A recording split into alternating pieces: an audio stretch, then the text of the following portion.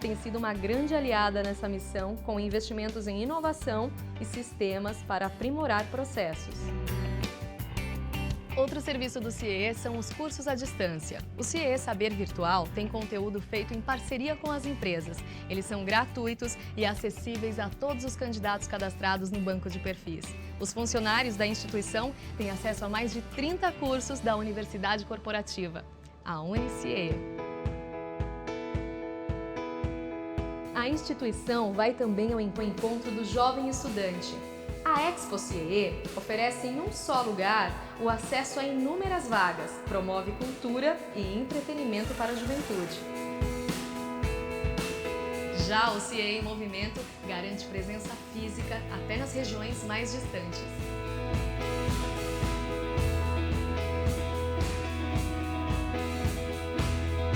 E o relacionamento com esses profissionais que passaram pelo CIE é mantido através do Somos CIE, ação que reúne ex-estagiários com o objetivo de compartilhar experiências. Juventude é sinônimo de diversidade e o Inclui CIE apoia a diferença. Estudantes com deficiência têm a oportunidade de serem encaminhados para vagas de estágio e aprendizagem. Empresas de todo o país interessadas em implantar programas afirmativos encontram na instituição todo o suporte necessário para iniciativas que buscam corrigir desigualdades sociais. Faz parte da cultura do CIE dar apoio a pessoas em vulnerabilidade social, imigrantes, adultos em situação de rua ou adolescentes fora do horário escolar encontram nos espaços de cidadania oficinas voltadas para o desenvolvimento da criatividade e de estreitamento de laços familiares, entre outros.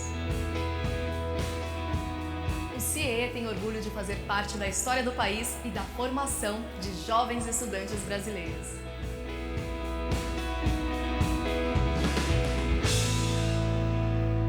CIE, transformando vidas, construindo futuros.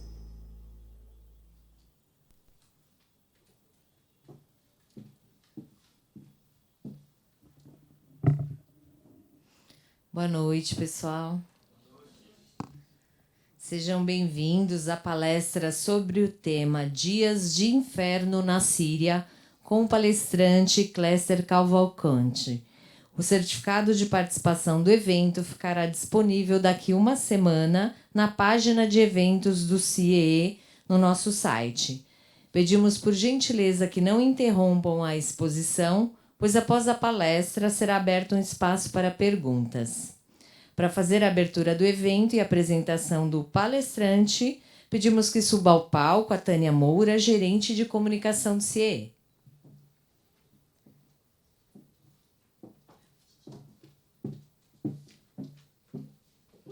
Boa noite a todos. Sejam todos muito bem-vindos ao CIE, Centro de Integração Empresa-Escola, entidade filantrópica e de assistência social, que trabalha em prol da juventude estudantil brasileira por meio de diversos programas, entre eles de aprendizagem e o estágio de estudantes. Hoje iremos ouvir o jornalista e escritor Cléster Cavalcante, pessoa muito interessada pelos assuntos dos direitos humanos. De Recife, Pernambuco, atuou em grandes veículos de comunicação. Basta dar um Google para conhecer todas as suas premiações. Promover a inclusão. Seus livros são famosos por serem vencedores do tradicional Prêmio Jabuti de Literatura. Disse que, como estudante de jornalismo, sempre sonhava em fazer a cobertura de uma guerra.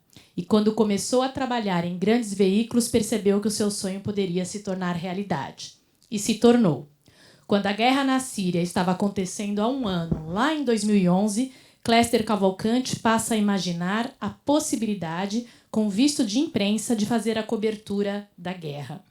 Por mais que fosse muito difícil um jornalista estrangeiro conseguir o visto para trabalhar no local, ele tinha contatos no Itamaraty, na Embaixada Brasileira de Damasco, e conseguiu. Quando conseguiu o visto, trabalhava como editor executivo da Isto É. Conversou com seus colegas de trabalho e diretores e, com o objetivo de apurar os acontecimentos e redigir uma reportagem, Cléster Cavalcante segue para a Síria em 2012. O desenrolar dessa história é contado no livro Dias de Inferno na Síria, que poderemos ouvir do próprio autor num jornalismo para lá de real, não via Skype ou por e-mail, mas em loco e sofrendo todas as atrocidades de uma guerra.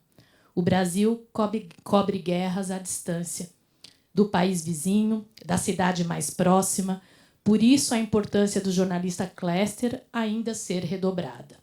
Ele esteve na guerra. A Síria faz fronteira com Israel, Iraque, Jordânia, Líbano e Turquia. A língua oficial é o árabe.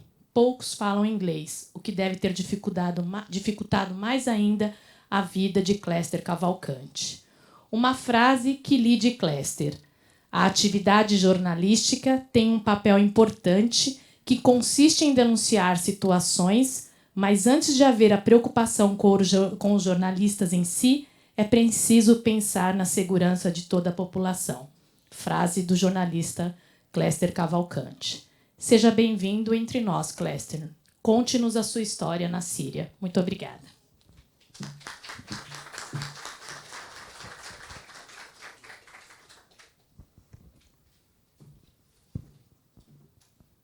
Pessoal, boa noite. Eu queria, em primeiro lugar, agradecer ao CIE pelo convite, ao Casagrande, que é o CEO do CIE, não está aqui, está de férias na Ásia, a Geise, que fez o contato, também a Tânia, para me receber. Esse livro foi lançado em 2012, já faz 7 anos, mas eu tenho 5 livros publicados ao todo, né? E mesmo sendo um livro que eu lancei há tanto tempo, eu ainda faço muitas palestras sobre o Dia de Inferno na Síria, no Brasil todo, né, pela gravidade do tema, pela seriedade do assunto, porque a guerra ainda não acabou, né, infelizmente, e cada vez mais o assunto fica em evidência na mídia, virou até novela da Globo agora, também tem, né, falando sobre a guerra da Síria, refugiados. E é um assunto que além da importância que ele tem para o nosso mundo de hoje, tem uma questão pessoal muito forte, né? O fato de eu ter ido lá, ter visto, passar tudo que passei. Então, assim, tenho feito as palestras ainda sobre a história da Síria, no Brasil todo, com muita constância, e eu gosto muito de fazer esse tipo de coisa. Então, quando surgiu a possibilidade de vir aqui no CIE para fazer as palestras, eu fiquei bem feliz, bem animado, e estou certo de que vai ser uma noite agradável, interessante. Antes de começar a palestra, exatamente, eu queria mostrar um vídeo para vocês, que é um book trailer do livro. Foi feito com imagens, com fotos e vídeos que eu fiz na Síria. Eu queria que vocês vissem esse vídeo, e depois a gente começa. Vocês conseguem colocar aqui?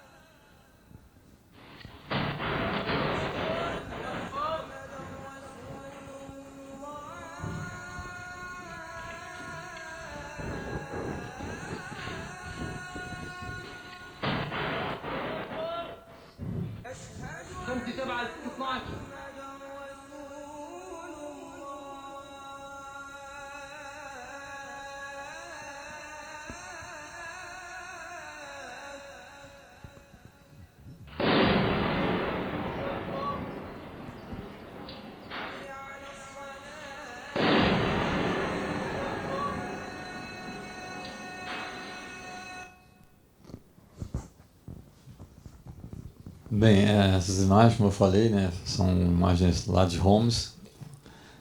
Homs é a cidade da Síria onde a guerra é mais intensa. E Homs é uma cidade que antes da guerra tinha 1.800.000 habitantes. É mais ou menos do tamanho de Curitiba. É uma cidade, né, obviamente, grande, com tudo que tem em qualquer cidade grande, né? Cinema, teatro, museu, universidades, hospitais, indústrias, comércio. E quando a guerra começou, em 2011, eu via as notícias que chegavam aqui no Brasil, né? E eram sempre notícias, eu chamo de notícias numéricas, né? Chegava uma matéria dizendo que morreram 100 pessoas no ataque em Homs. E aí eu li a matéria, tinha uma declaração oficial do governo da Síria, uma declaração da ONU, uma declaração das forças rebeldes, coisa assim. Mas não tinha nome, sobrenome, foto, história de nenhuma pessoa que morreu naquele atentado, naquele ataque. E aí, dali a 2, 3 dias, saía outra matéria, né? E eu ia ler e era a mesma coisa. Morreram 220 pessoas, tarará. E todos os dias era isso, né? E toda a imprensa brasileira tratava o assunto dessa maneira, né? Pegando matérias de agências de notícias estrangeiras e apenas republicando. E eu, como jornalista, né, e como consumidor de informação, eu ficava sempre muito incomodado com isso, né? Porque eu ia ler o material e não dava para você confiar no que está chegando, né? Porque eu sou jornalista, eu sei como a gente trabalha e eu não posso confiar na matéria que está chegando, não sei de onde, não sei de quem, feita não sei como, né? E aí eu comecei a pensar seriamente em ir para lá, né? Ir para a Síria, ir para o meio da guerra, para fazer uma matéria mostrando o que eu chamo de o lado humano da guerra, né? Eu queria ir lá para ver como o conflito estava afetando a vida das pessoas, a vida da cidade, né? Porque essa questão humana, né, é o que move meu trabalho como escritor, né? Eu, como jornalista, como a Tânia falou aqui no começo, já trabalhei em vários veículos de comunicação. Já trabalhei na Veja, no Estadão, na Isto É, na Globo, em jornais, outras revistas. E na redação, no dia a dia, meu trabalho é fazer o que eu sou pago para fazer, né? Eu sou um empregado como qualquer um. Só que meu trabalho autoral, né, aí são minhas escolhas, são os assuntos que eu quero fazer, que eu quero tratar, que eu acho importante relatar de alguma forma. E cobrir uma guerra sempre foi um desejo muito grande meu, desde a época de faculdade, só que na minha cabeça só tinha de ser no Oriente Médio, né? Eu queria muito cobrir uma guerra, mas no Oriente Médio. E a ideia de ir para a Síria, né, assim, me deixou bem empolgado, mas eu queria ir para onde a guerra estava acontecendo de verdade. No caso, né, na época, a cidade de Homs. E costurei tudo que eu podia, né, com todos os meus contatos, porque eu queria ir para a Síria legalmente, né? Eu queria entrar na Síria com visto de imprensa, oficialmente autorizado pelo governo sírio a fazer meu trabalho lá no país. E, graças a contatos que eu tenho no Itamaraty, consegui, né, o visto de imprensa. O pessoal da Embaixada em Damasco ajudou muito nos contatos lá com o governo da Síria. Consegui o visto de imprensa. E, na época, eu era editor executivo da Isto É. Eu não fazia matérias. Eu editava, coordenava uma parte da revista. Então, assim, não era missão minha cobrir, né, um conflito, fazer matéria nenhuma. Mas aí, com visto de imprensa, eu fui até a direção da editora, né? Falei, estou com visto de imprensa, quero ir para a Síria cobrir a guerra. E autorizaram, né? Me deram carta branca. E aí eu fui para lá. Obviamente, né? Eu pesquisei muito, estudei muito, fiz vários contatos antes de ir para a Síria. E eu sabia que seria muito perigoso, né? Eu estava indo cobrir o conflito mais pesado do mundo naquele momento. Então eu sabia que era muito arriscado, mas eu pesei, né, os riscos e o meu desejo de ir lá fazer aquele trabalho. e considerei que valia a pena correr o risco, né, para poder ir lá fazer isso que eu chamo de mostrar o lado humano da guerra. Com a guerra, o aeroporto de Damasco, capital da Síria, estava fechado. Então, o próprio governo sírio me orientou a entrar na Síria por terra a partir do Líbano, né? Então, me orientaram a ir para Beirute, a capital do Líbano, e de lá entrar na Síria. Eu vou mostrar aqui depois a vocês algumas fotos do livro. No passaporte, né, no visto que eles me deram, no visto de imprensa, tem uma frase escrita em árabe e em português, né, manuscrita, dizendo que eu deveria me apresentar ao Ministério das Informações na Síria, né, em Damasco, assim que eu chegasse ao país. Eu sabia que essa seria uma maneira que o governo teria de me controlar. Eles iriam colocar um oficial deles na minha cola para me impedir de ir aos locais em que o governo não queria que eu fosse, né? Obviamente, a guerra eles não querem que a imprensa mostre. A ideia do governo é convencer o mundo de que não tem guerra, né? De que o que existe é um combate contra o terrorismo, né? Então, em Damasco, na capital, não tem guerra. Quando eu fui para lá, eu até conto isso no livro, antes de ir para Homs, eu passei por Damasco, eu vi a cidade funcionando normalmente, cinema aberto, as lojas, shopping, restaurante, passei, jantei na rua, tudo tranquilo em Damasco. Então era isso que o governo sírio queria que eu mostrasse, né? Por isso, no exato momento em que eu li no meu visto aquela frase dizendo que era para eu ir ao ministério, eu li e na mesma hora eu decidi, eu não vou nesse lugar, né? Porque eu sei o que eles querem com isso, então já estava decidido a não ir. E aí por isso, quando eu cheguei em Beirute, eu montei um plano de viagem que eu iria para Homs direto, sem passar por Damasco. Aqui, por coincidência, é a fronteira na qual eu entrei. Tem como mostrar a foto aqui de baixo, por favor? A foto que está abaixo dessa outra. Não sei se vocês estão ouvindo falar. Acho que... Eu consigo mexer aqui? Não, foi direto. Eu fiz isso aqui? Não, né? Foi eu que fiz isso aqui?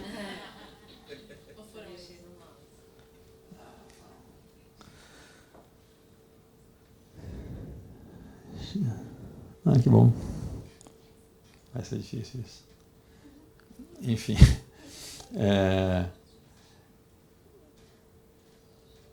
Quando eu cheguei lá, eu estava dizendo a vocês que eu fui direto para... Aqui está o meu visto de imprensa. A frase que eu falei está aqui embaixo. Aqui está isso tem na contracapa do livro que vocês têm aí.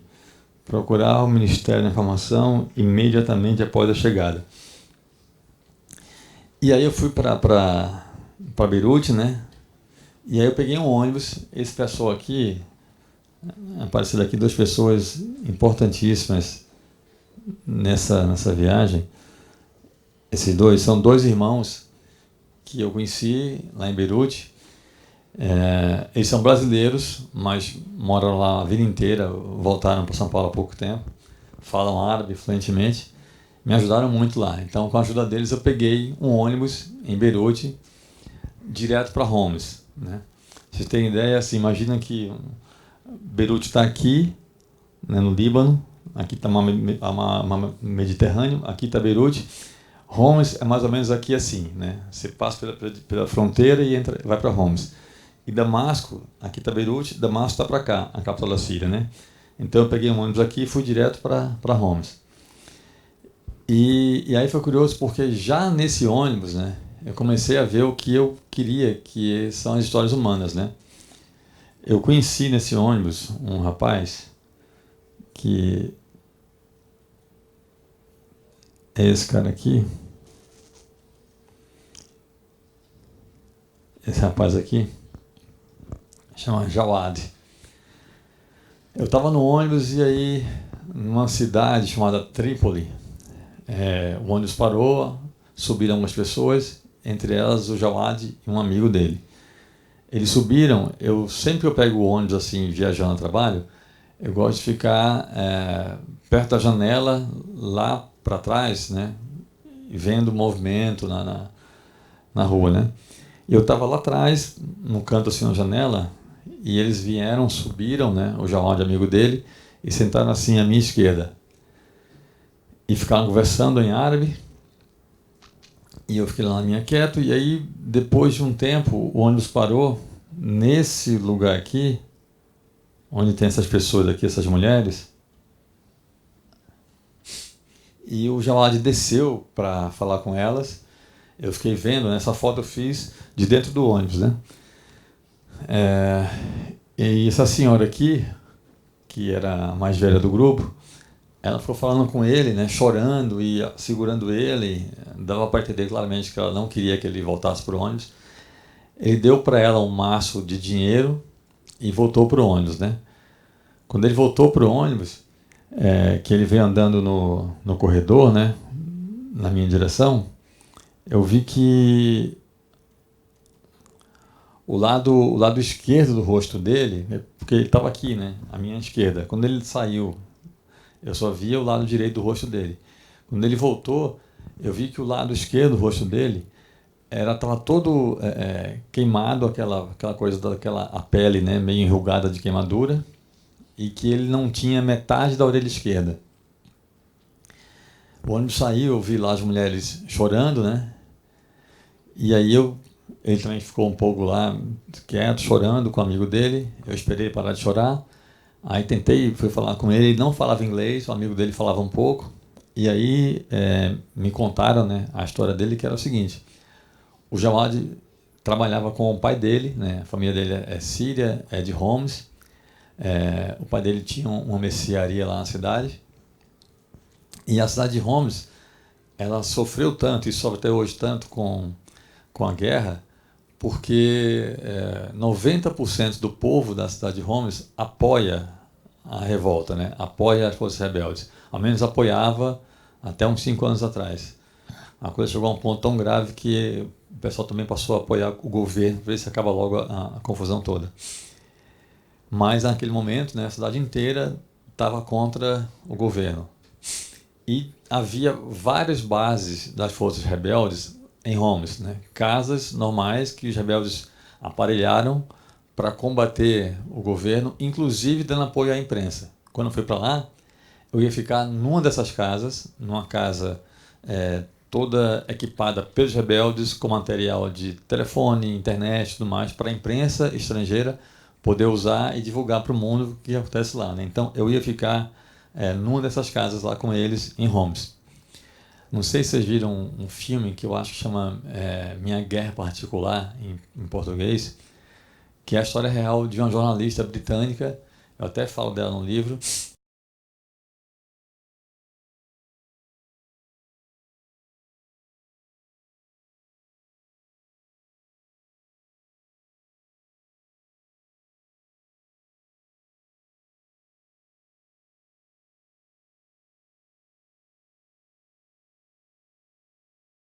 Tampão no olho. E aí ela foi cobrir a guerra em Homs com um tampão, e ela morreu numa casa dessas dos rebeldes, num ataque do governo, né? E isso foi 2 meses antes de eu ir para lá.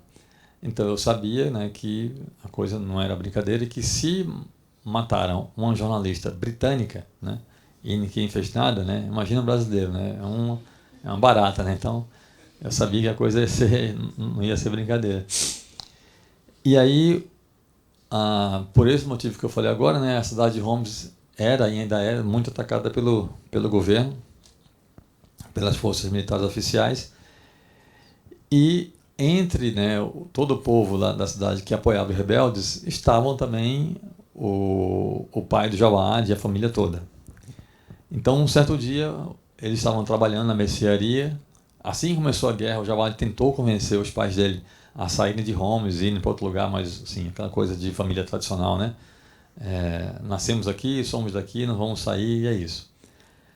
E aí, certo dia, estavam ele e o pai na mercearia trabalhando, e aí entraram 3 soldados das forças rebeldes, um deles ferido a bala, né, um ferimento na perna. E aí entraram na mercearia, o pai dele foi ajudar o cara, pegou uma tesoura, cortou a calça do cara, foi tentar tirar a bala, sim, fazer lá um curativo. E aí o pai dele pediu para ele pegar o algodão. O algodão estava atrás do balcão, né, da mercearia, um balcão de madeira. E aí o Jawad foi atrás do balcão, né, para pegar o algodão que estava na parte de baixo. Quando ele abaixou assim para pegar o algodão, ele ouviu uma gritaria e aí ele viu por entre as frestas de madeira do balcão, ele viu 5 militares da Síria entrando na mercearia, armados, gritando, e metralharam os 3 soldados rebeldes e o pai dele. Ele viu aquela cena, né, horrorizado, ficou calado ali, encolhido, se escondeu atrás do balcão. E aí um dos militares sírios, quando foi sair da mercearia, jogou uma granada dentro da mercearia. A granada explodiu, o Jawad só teve tempo de, né, se encolher assim, e aí os estilhaços cortaram o rosto dele e a orelha. E aí nesse dia, depois desse dia, né, a família dele resolveu sair de Homs, né, e aí estavam morando aqui nesse campo de refugiados. Aqui são a mãe dele, as irmãs e a esposa dele. Até hoje, no Oriente Médio, eles têm a tradição de se casarem muito cedo, né? Então aqui são essa senhora aqui, a mãe dele, aqui são tias, e essa menina aqui é a esposa dele. E aí, depois desse dia, né, eles saíram de Homs, cruzaram a fronteira, foram para esse campo de refugiados aqui já é território libanês, e ele estava trabalhando na construção civil lá em Trípoli, que é uma cidade grande também no Líbano. E o grande drama desse dia aqui é que ele tinha recebido uma carta do governo sírio dizendo que ele tinha de se apresentar no quartel em Homs, porque ele ia passar a lutar contra os rebeldes. E que se ele não se apresentasse até dia tal, ele teria a prisão decretada. Então, nesse dia, ele estava voltando para Homs para lutar no exército ao lado dos homens que mataram o pai dele, né? Esse era o drama daquele momento. E aí eu queria fazer a foto dele, né? Eu queria fazer a foto dele olhando para frente na câmera, mas ele não quis, ele tem vergonha por causa do lado esquerdo do rosto dele, que é todo deformado. Aí ele pediu para fazer a foto assim de perfil, né? Aí eu fiz a foto como ele pediu. E aí, saindo aqui, né, a gente continuou e o ônibus chegou na fronteira.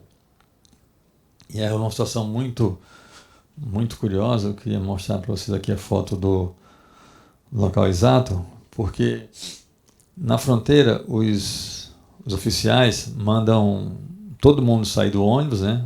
A gente vai no posto da fronteira para eles pegarem documentos, checar se está todo mundo ok, ver quem é local, quem é estrangeiro.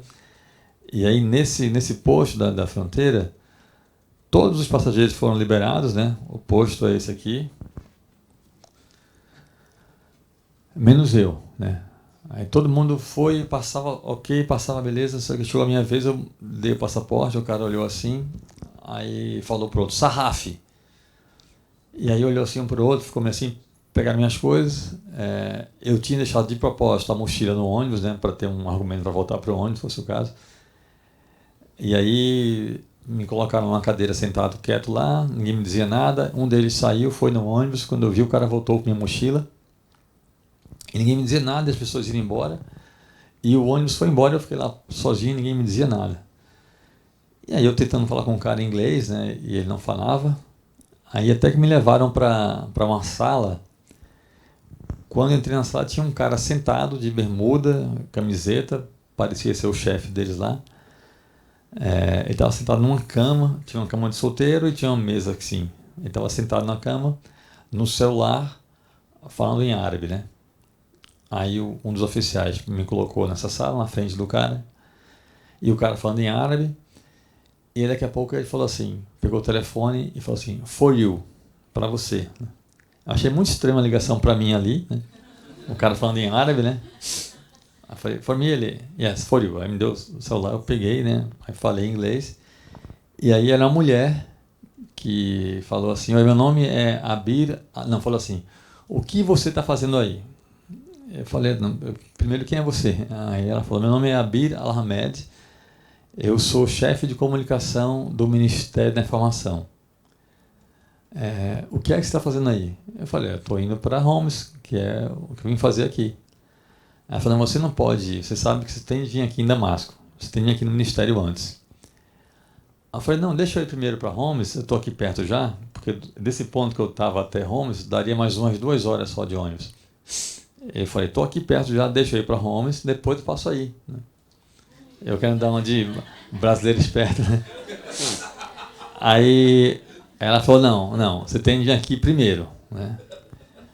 Aí conversei, mas não teve acordo, aí eu falei assim para ela, tudo bem, só que agora tem uma questão, né? Que é o seguinte, vocês me tiraram do ônibus, o ônibus foi embora, eu estou aqui no meio do nada, não tem como voltar. Aí ela, muito educadamente, ela falou assim, você conseguiu chegar sozinho aí, né? Você consegue voltar. Vá para Beirute, de lá você vem para cá. Eu falei, tá bom. E aí expliquei, né? Tentei explicar a situação. Aí o cara pegou o telefone de novo, falou com a mulher em árabe, né? Eu acho que ela falou para ele o que tinha de fazer. Aí ele orientou o oficial, né? Aí o cara me pegou assim pelo braço, saiu comigo, saiu desse posto aqui. Aqui é uma ponte que liga o Líbano à Síria. Esse posto que eu fiquei é aqui assim. Aí o cara me pegou assim, me deu minha mochila. Foi até bem simpático. Ele comprou um sanduíche e uma Pepsi para mim, numa lanchonete que tinha assim na frente do posto. E ele me colocou na ponte, né? Imagina que aqui é a ponte, né? Lá está o Líbano, aqui está a Síria. Ele me colocou na ponte, virado para o lado libanês. Aí falou assim, gol. Aí eu olhei e falei, gol para onde, cara? Gol de quem? Eu pergunto.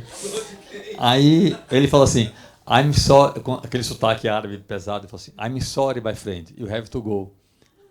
Aí tá bom, eu peguei minha mochila, né, a minha Pepsi, meu sanduíche, saí andando. E aí eu peguei a minha máquina, que eu tinha levado da redação, né, levei, até para vocês terem ideia de como é que é o negócio, até os equipamentos que eu levei, todos que eu levei para a Síria, foram catalogados, registrados, tudo certinho. Meu celular, a máquina fotográfica e a filmadora que eu levei da redação. Peguei minha máquina, fiz um videozinho, eu atravessando essa ponte, né? E eu falando com a câmera, dizendo, estou voltando para o Líbano, fui deportado, não sei o quê. Voltei para o lado libanês, não tinha o que fazer, né? Fiquei lá sentado no chão do posto da fronteira do Líbano, e aí passou um ônibus depois de um tempo voltando para Beirute, e eu voltei para Beirute. Resumindo, no dia seguinte, né, cheguei em Beirute, meus amigos brasileiros lá estavam horrorizados. É engraçado que o Shadi, que é o cara que eu mostrei aqui para vocês na foto, e a irmã dele, a Shadia, eles tentaram, esses dois aqui, tentaram me convencer de todo jeito a não ir para Homs, né? Eles moraram lá a vida inteira no Líbano e dizendo, ó, cara, não vai, é muito perigoso, não sei o quê. Eu falei, eu sei que é perigoso, né? Eu pesquisei, eu sei o que está acontecendo lá. Mas eu preciso fazer esse trabalho, eu quero muito ir. Aí eles me ajudaram e no dia seguinte peguei uma van para Damasco, né? E aí cheguei em Damasco, né, decidido a não ir no tal ministério, né? E aí cheguei em Damasco no fim da tarde, como falei para vocês, eu saí, andei pela cidade, passeei, vi tudo normal, shopping, cinema, supermercado, restaurante, tudo normal. Ninguém diz que aquilo está em guerra, cara, que aquilo ali é a capital de um país em guerra, né? Tudo tranquilo, crianças na rua, tudo normal. E aí eu comecei a tentar articular para alguém me levar até Homs, né? E ninguém queria, né? Aí um cara falou que tinha um taxista que me levaria. Eu falei, ótimo. No dia seguinte, o taxista, que é o dia que eu iria, o taxista desistiu. Falou que era muito perigoso, eu ofereci mais dinheiro para ele, mas assim, não teve negócio. E aí eu comecei a, né, desesperadamente, falar com todo mundo que eu via taxista na rua para ver se alguém me levava. E aconteceu uma coisa muito curiosa, que isso aí serve para tudo na vida da gente, né? Não só no trabalho, né?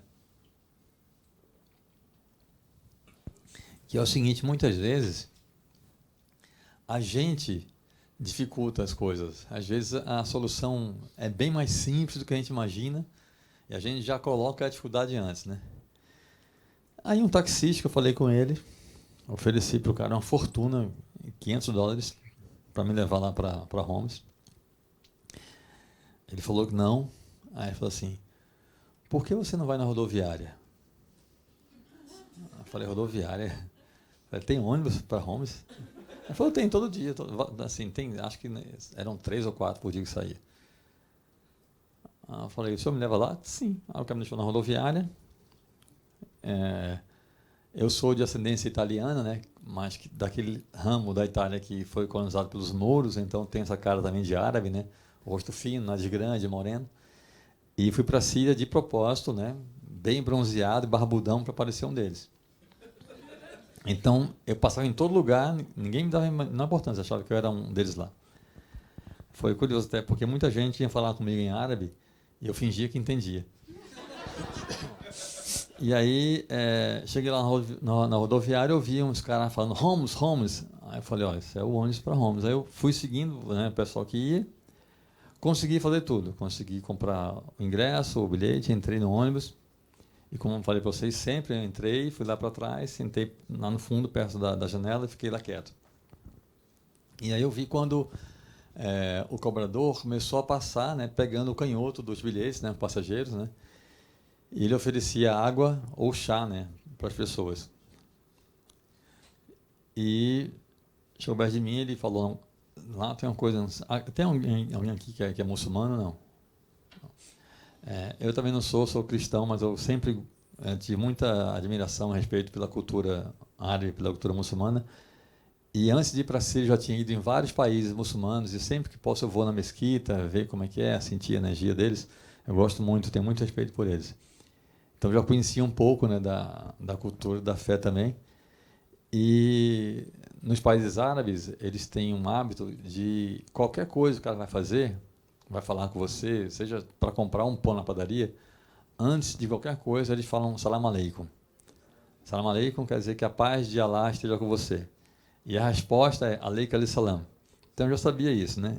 Então o cobrador chegou para perto de mim e falou salam aleikum. Aí eu respondi aleikum salam. Aí ele falou algo que eu não sei o que foi. Eu deduzi que era o bilhete, dei para ele, ele tirou o canhoto, me deu a outra parte e falou mais algo comigo em árabe. Eu só falei assim, não sabia o que era, aí falei assim e fiquei na minha quieta. E ele falou mais comigo em árabe, eu fiquei quieto, ele falou de novo, falei, eu não falo árabe. Aí falei com ele em inglês, eu não falo árabe. Ele falou, você é de onde? Eu falei, sou do Brasil. Aí o cara enlouqueceu, do Brasil, capaz, sensacional, não sei o que, começou a falar comigo em inglês. E aí eu entrevistei esse sujeito, né, que é o Ibrahim, tem foto aqui dele depois, mostro a vocês. E aí já foi a segunda história fantástica que eu vi, né, mesmo antes de chegar em Homs. O Ibrahim, ele tinha uma agência de turismo em Homs. Toda a região de Homs era muito turística. Uma cidade histórica linda, romana, chamada Palmira, é perto de Homs. E aí o cara tinha uma agência de turismo grande, né? Era um cara classe média alta, morava num condomínio de luxo, com campo de golfe, quadra de tênis, uma casa bacana, não sei o quê, piscina e tudo mais.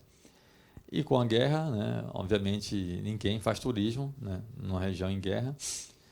Um dos ataques do governo não atingiu a casa dele, mas caiu tipo a 100 metros da casa dele, destruiu várias casas do condomínio onde ele morava. Então, assim, os preços, né, desabaram, obviamente.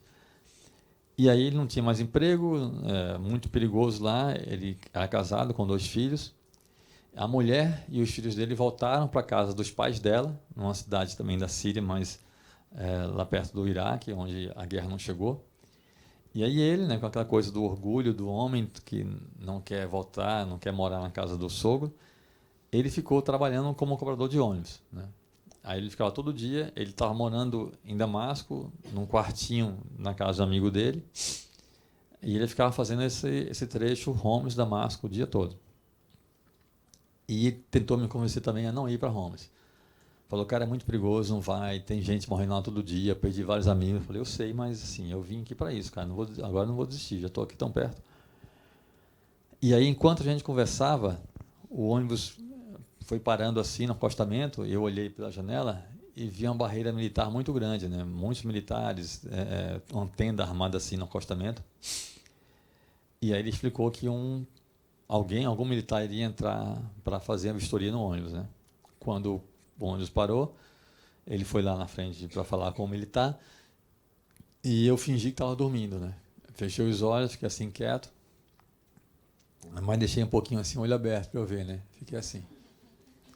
E aí eu vi quando o militar subiu no ônibus, veio andando, né? Eu estava aqui à direita e o cara veio andando assim no meio do corredor. E ele andava assim, né? Com a cabeça erguida, olhando as pessoas para ver o rosto, como é que eram as pessoas, né? Eu tenho certeza que se fosse loiro do olho azul, esse cara teria bem parado, né? Mas eu estava lá com aquela minha cara de árabe, né? Fiquei lá quieto e ele veio e quando ele chegou assim, bem perto de mim assim, perto dessa moça aqui onde está aqui, aí eu fechei os olhos mesmo, fiquei assim, né? Fiquei só pensando, passa, passa, passa. E aí deu um tempo, né? Nada aconteceu, uns 15, 20 segundos, eu abri um pouquinho assim o olho, eu vi já o cara voltando, né? O militar, né? Aí ele voltou, chegou perto da porta do ônibus, aí ele falou uma coisa com o Ibrahim, com o cobrador, e aí desceu e foi embora. Quando o ônibus saiu, o Ibrahim veio falar comigo, foi bem engraçado, porque ele falou para mim assim, ele perguntou se tinha algum estrangeiro no ônibus. Eu falei que não tinha não, eu te ajudei. Aí eu falei, mas cara, você não queria que eu desistisse? Como é que você vai estar me ajudando? Ele, não, porque eu vi que você está determinado demais, assim, não vai desistir mesmo, então vou te ajudar. Falei, ótimo. Aí chegamos em Homs, essas fotos aqui são da rodoviária de Homs, o Ibrahim é esse cara aqui. E é curioso porque, assim, isso aqui era um sábado, né? Como eu falei para vocês, Homs, antes da guerra, tinha quase 2 milhões de habitantes. O normal seria, num dia como o de hoje, isso aqui está lotado, né? Mas, vocês estão vendo assim, estava vazia. O nosso ônibus era o único ônibus que estava na rodoviária. Não sei se dá para ver aqui, no livro eu acho que dá. Aqui é uma coluna de fumaça de uma explosão que tinha acabado de acontecer aqui atrás. E aí, quando chegou aqui, o Ibrahim me viu, né, fazendo as fotos. Aí ele falou assim, tem muito cuidado com a tua câmera, porque ele sabia que eu estava indo encontrar com um cara que era meu contato, né, um ativista de direitos humanos, que ajuda os rebeldes. E ele falou, daqui até o local do encontro seu com chamava Abu, esse cara, você vai passar por no mínimo 4 barreiras militares. E eles vão querer parar, ver tuas fotos e tudo mais. Se eles pegarem essas fotos da cidade, de coisas destruídas, se você vir alguma coisa de guerra no caminho e fotografar, se eles pegarem isso, eles vão tomar de você. Então, arruma um jeito de esconder isso ou não faz. Aí, beleza, obrigado. E aí, quando eu estava saindo da rodoviária, ele falou que eu podia pegar um táxi na frente, ele até ajudou dizendo para o taxista onde eu ia. Aí ele fez uma coisa muito bacana. Na capa do livro tem a imagem de uma peça que está nas mãos do soldado. Essa peça chama Masbah. Isso aí parece um terço católico, né? Mas é uma peça do Islã, mas que é a mesma coisa. Assim, tem essa função de aproximar o fiel de Deus, né? E ele me deu a Masbah dele. Ele tinha um no pescoço pendurado, ele tirou, me deu. Tem até foto da peça aí no livro. Ele me deu e falou assim, isso aqui é para... Ele falou assim, você vai passar por angústia aqui. Quando você estiver triste, desesperado, pega aqui e lembra que Allah está com você. Lembra que Deus está com você. E me deu umas barras dele. Agradeci, peguei e saí, né? E aí comecei fazendo as fotos, vocês viram aqui, né? Essas fotos da cidade destruída e tudo mais. Comecei a fazer as fotos da cidade, né? E já tinha assim, asfalto detonado, prédios com marca de bombas, de explosão, e tudo eu fazendo as fotos dos lugares todos.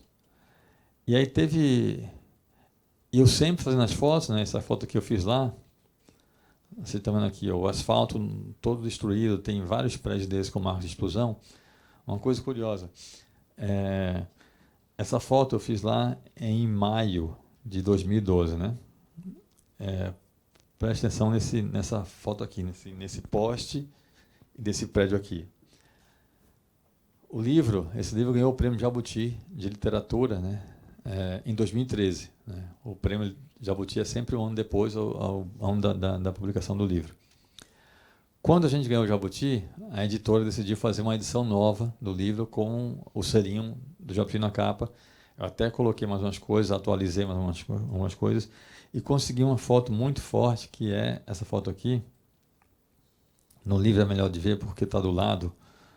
Essa foto aqui. Esse poste aqui é aquele poste da foto anterior.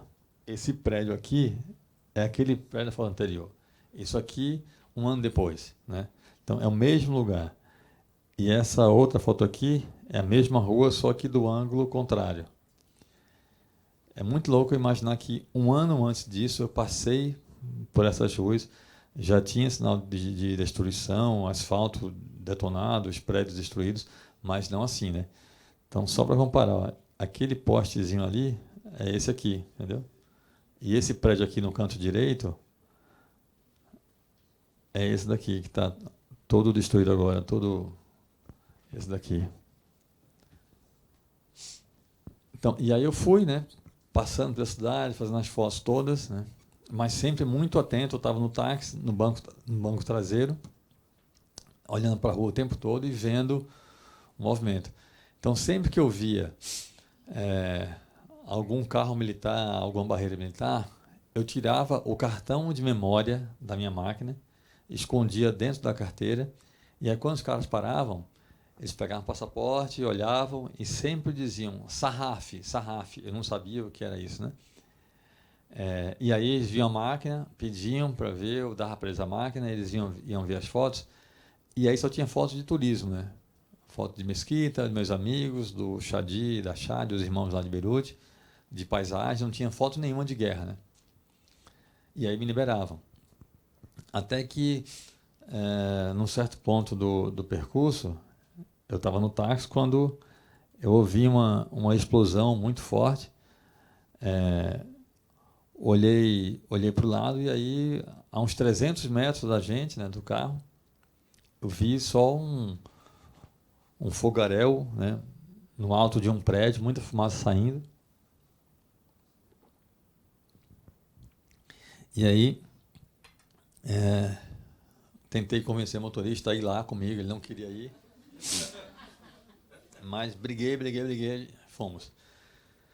E aí o táxi parou num ponto, eu saí, e foi curioso porque, assim, é engraçado porque estava todo mundo correndo para cá, né?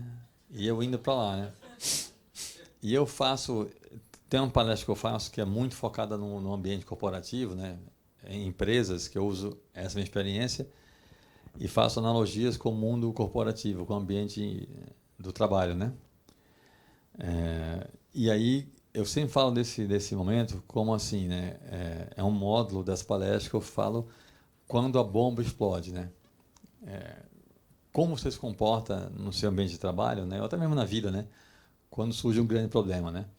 Tem 3 posturas, né? Você pode se omitir, ficar na sua quieto, né? Você pode fugir, né?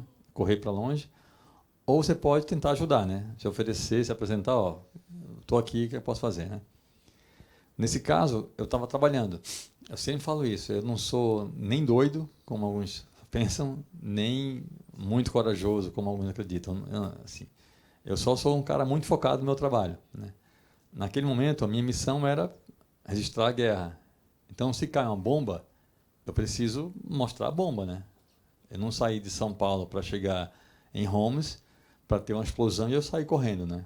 Então, é melhor ter ficado em casa.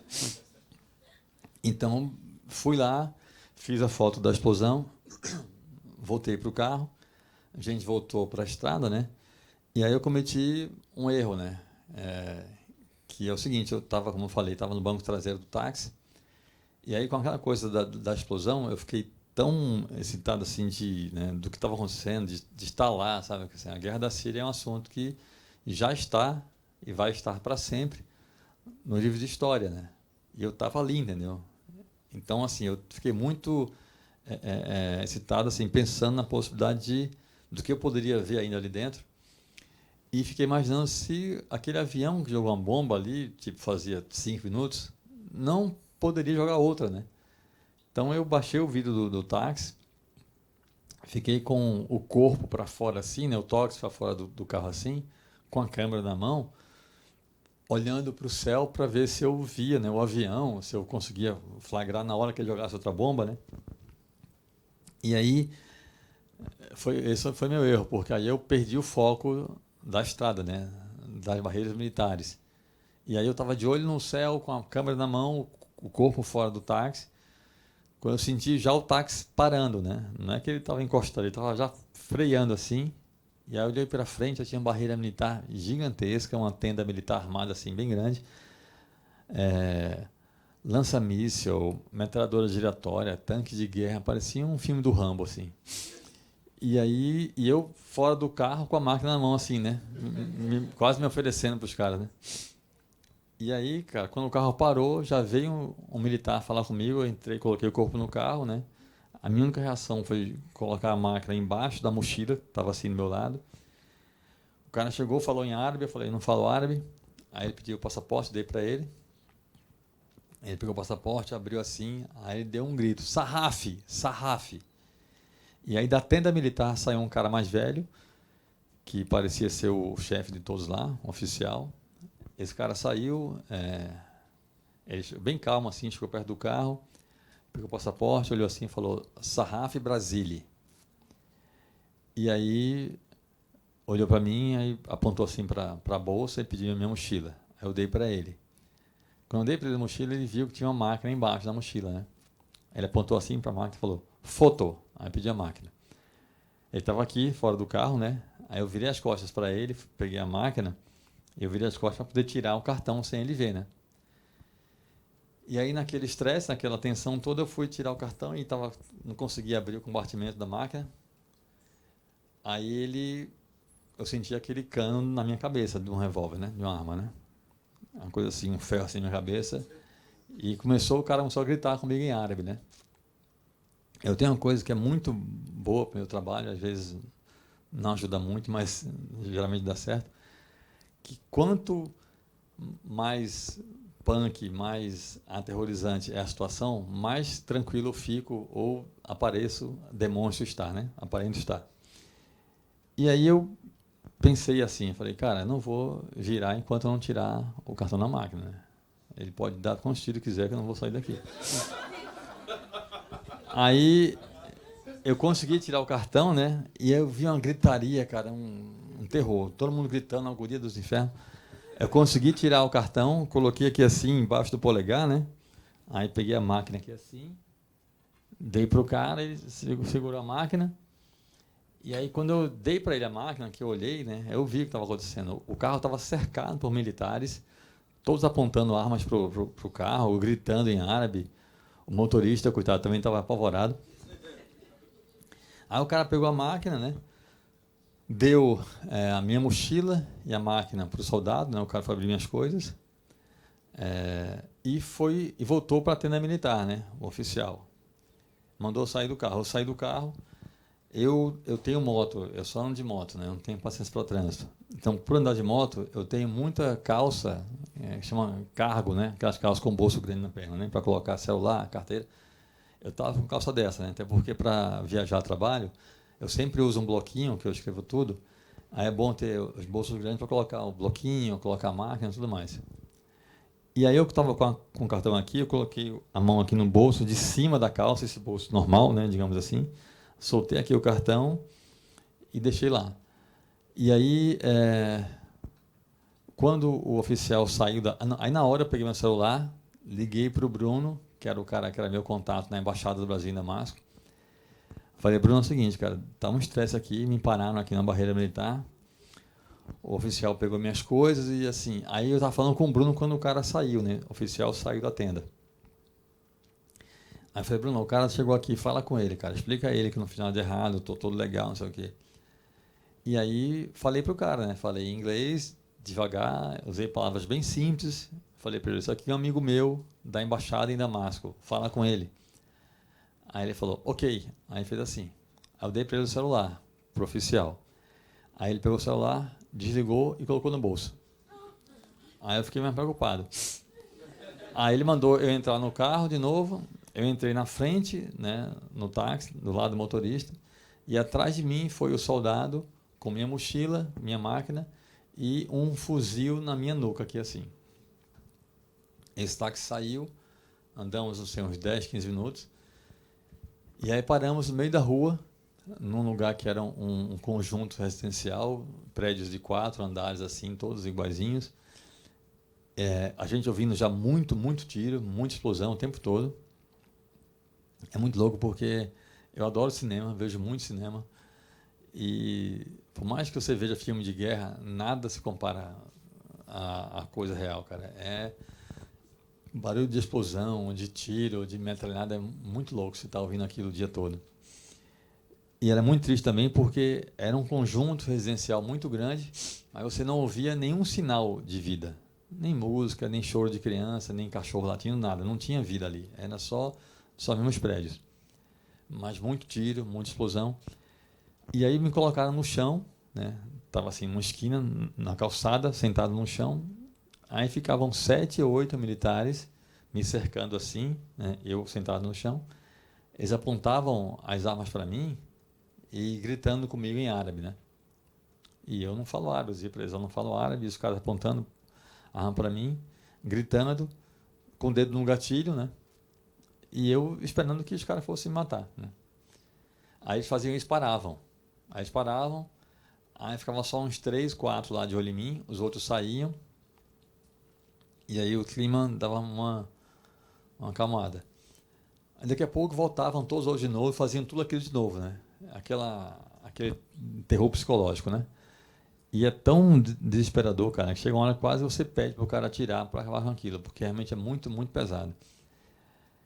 E aí chegou um momento em que um deles falou para mim assim, Brasília? Aí eu falei, sim, sou brasileiro. Aí o cara falou, futebol. Aí eu falei, eu gosto de futebol. Aí um deles falou assim, Real Madrid ou Barcelona? Aí eu falei, Barcelona. E aí eles riam e provocavam uns aos outros, tipo, ó, meu time é que ele gosta. Okay? Aí o outro falou assim, Messi ou Cristiano Ronaldo? Aí eu falei, Messi. E aí um terceiro cara falou assim, Maradona ou Billy? Aí eu falei, Billy? Aí o cara, Billy, The Black. Eu falei, não, The Black é Pelé, o nome do cara, não é Billy.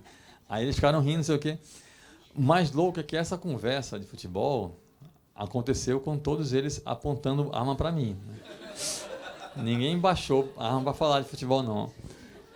Mas o fato é que a conversa estava, né, um pouco mais amena. Aí chegou um sargento que falava inglês, o Yassin, um cara maravilhoso, gente boa pra caramba. E aí conversamos muito. O Yassin, aliás, também, já outra história que eu também conto no livro, uma história muito triste, cara. O Yassin tinha acabado de ser pai, ele morava em Alepo, outra cidade grande, perto de Homs, que depois também foi outra vítima grande da guerra, cidade de Alepo. Ele morava em Alepo, tinha acabado de ser pai e foi convocado para ir para Homs. E aí ele estava lá. E era um cara muito bom, muito generoso. E ele contando que ele me contou isso, né? Vê que coisa, cara. Aí é o que eu falo, né? A diferença é estar lá, né? Se falando com as pessoas que vivem isso lá, né?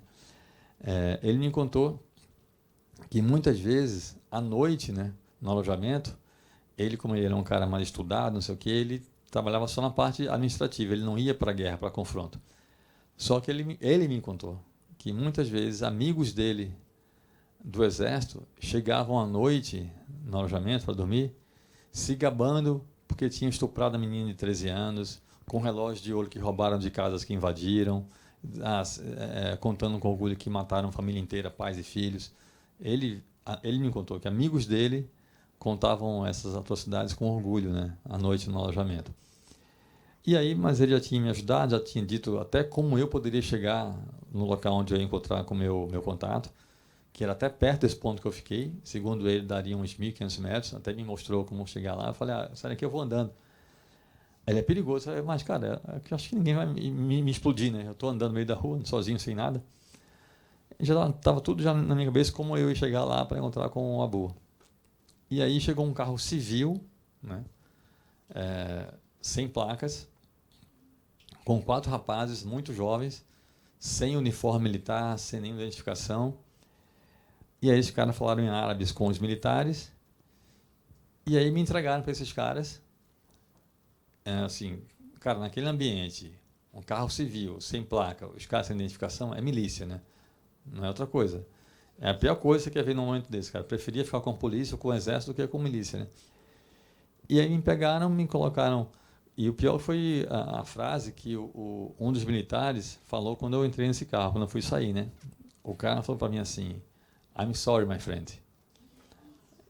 E aí entrei nesse carro, tinha 2 caras na frente, o que estava lá do motorista com minhas coisas, né, minha mochila e minhas coisas com ele, e eu atrás, entre 2 caras, esses outros 2 com armas na minha cabeça, uma arma aqui, o outro arma aqui, e o carro saiu andando, né, dentro da cidade de Homs, e eu vi a cidade toda destruída, né, cenas assim muito, muito grotescas. Eu lembro que eu vi meninos de 13, 14, 15 anos, com camisas, muitos deles com camisas de clubes da Europa, Real Madrid, Barcelona, Chelsea, Arsenal, correndo pelas ruas com fuzis, metralhadoras, dando tiro para o céu e gritando Allahu Akbar. Allahu Akbar é Deus é grande em árabe.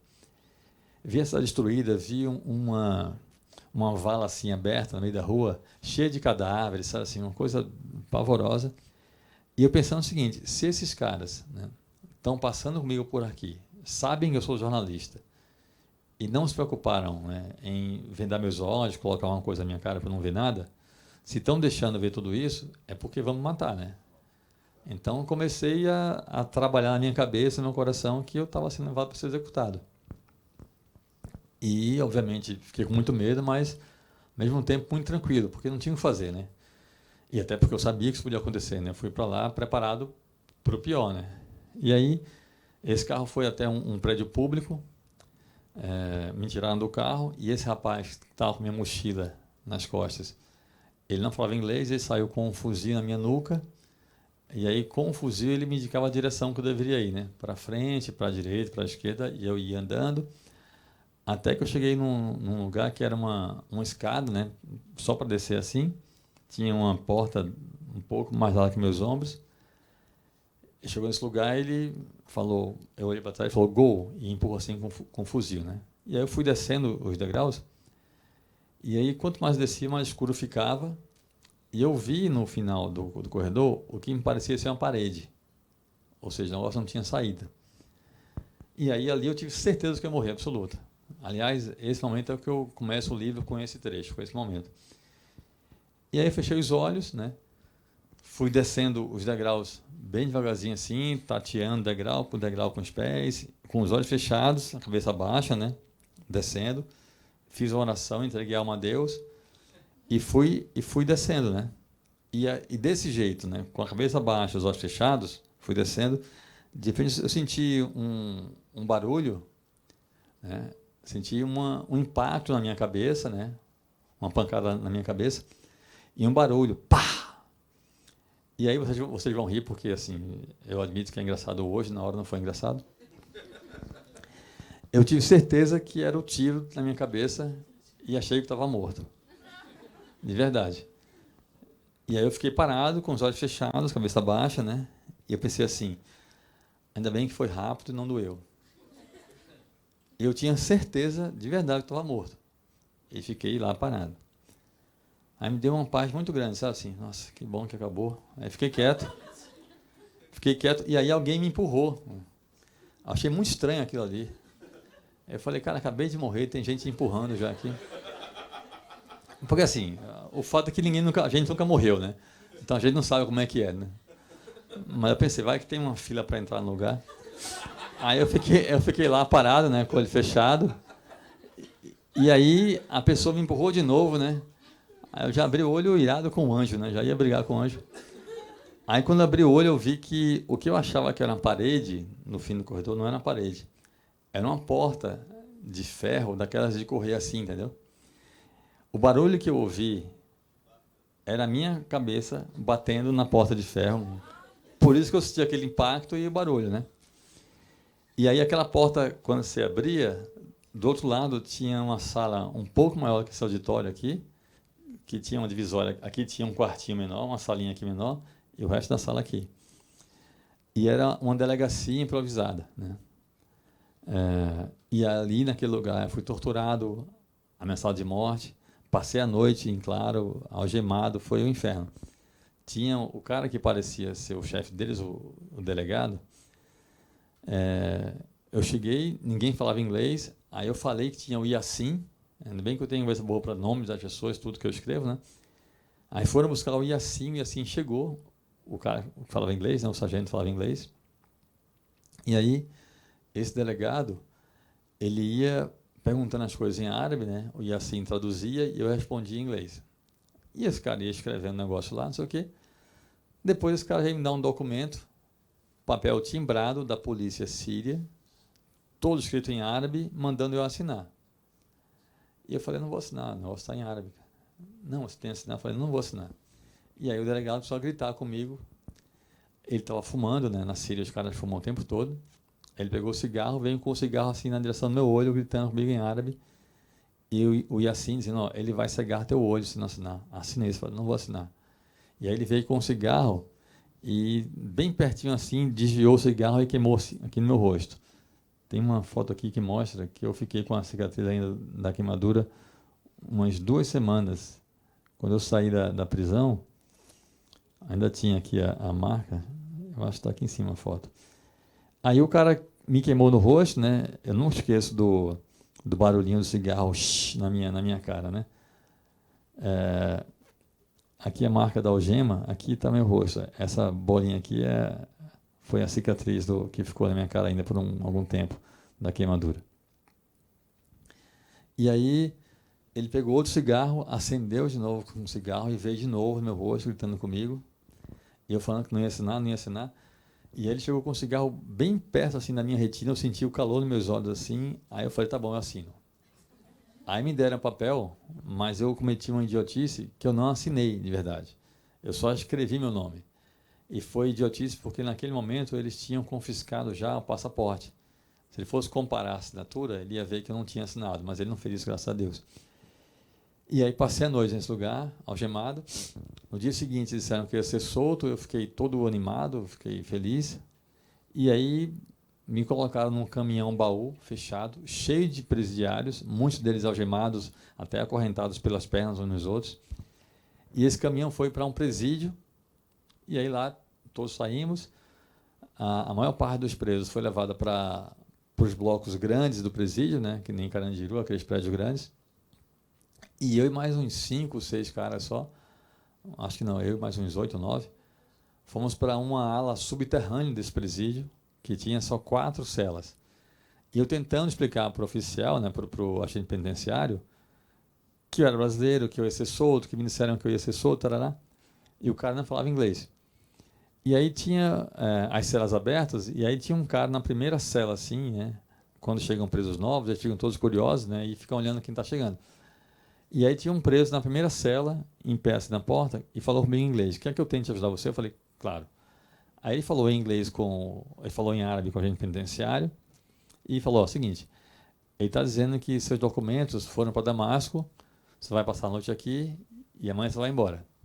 Eu falei, cara, eu vou ter que dormir aqui. O cara vai. Isso era tipo 4 da tarde. Aí não tinha o que fazer, né? Assim, ao menos eu já sabia que naquela cela tinha um cara que foi legal comigo, que falava inglês. Falei, tá, então vou ficar aqui, né? Entrei nessa cela. E era uma cela menor que esse auditório aqui. Além de mim, havia mais uns 20 presos. Eu era o único estrangeiro, o único não muçulmano, o único que não era árabe, o único jornalista. E naquele lugar eu fiquei 6 dias, né? Ao todo fiquei 6 dias preso. Só fui solto depois que chegou o dia que eu deveria voltar ao Brasil, não voltei. E aí a redação da Isto É entrou em contato com a embaixada e aí foram negociar. Ninguém sabia o que tinha sido comigo, porque não me deixaram dar nenhum telefonema quando eu fui preso. O governo sírio não avisou ninguém que tinha um jornalista preso lá. E acabou que eu saí da Síria dentro de um carro oficial da embaixada brasileira, que me levou de Damasco, na Síria, até Beirute, no Líbano. Eu fiz uma viagem internacional dentro de um carro da embaixada para poder sair da Síria em segurança. Obviamente, tem muito mais histórias curiosas, interessantes, fortes, que eu vivi na Síria, principalmente dentro da prisão, né, no presídio, com as pessoas que eu conheci lá dentro. Conheci pessoas muito, muito boas. Fiz 3 irmãos na cela, 3 caras que realmente foram irmãos de verdade para mim. Eu vou parar aqui, já são 8h20. Vou parar agora para a gente poder ter um tempo de perguntas, né? Porque eu acho bem mais interessante quando a gente conversa, vocês falam, vocês perguntam e eu respondo. E eu queria muito que vocês ficassem à vontade para fazer qualquer tipo de pergunta, não tem pergunta boba, né? Então, para a gente poder ter um bate-papo mais interessante do que eu falar sozinho aqui.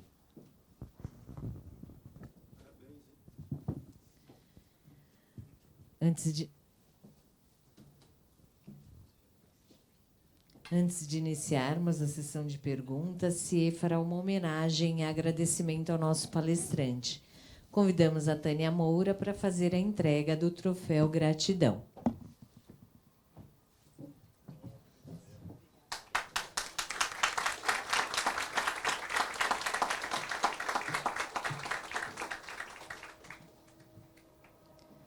Neste momento, pedimos àqueles que desejarem efetuar perguntas que as façam por escrito no bloco de anotações e entreguem à nossa colaboradora da área de Relações Públicas.